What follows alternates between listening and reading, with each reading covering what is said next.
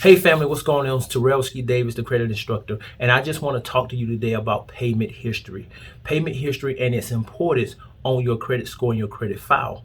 Listen, these are things that are not taught in schools. These are things not taught in colleges. These are the things that we have to start teaching in our house and not depend on the White House to make these things work, right? So here are some conversations that you can have with your family concerning payment history. I like to liken that to an analogy concerning life, right? So when you make a commitment, whether it's with your cell phone service, whether it's your internet service, whether maybe it's your car, your home, right? You are getting into a contractual agreement and you are marrying them. You are actually getting into a covenant with them, right? To the point where now your credibility is at stake, right? What does that mean? I'm glad you asked. When your credibility is at stake, then what you want to do is show them that since I've committed to this 1 year contract, to this 30-year contract, I am committed to paying these things on time.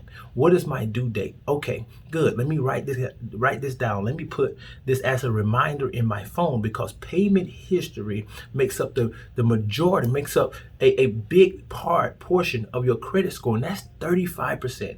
35%, and we're looking at an average of 192 points, right? And because you're able to control 192 up to 192 points with your payment history, you want to make sure that you are doing everything you can to make these payments on time. And if you can't, call them, hurry up. As soon as you know you're not able to, give them a call, have some conversation with them, make some arrangement. But whatever you do, you want to make sure you're paying it by the due date.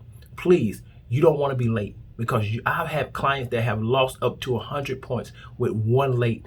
And that the amount of points you lose for your lateness is also going to determine, have you been late before, or is this your first time? If this your first time, you are at risk of losing a lot more points than someone who has been late several times before.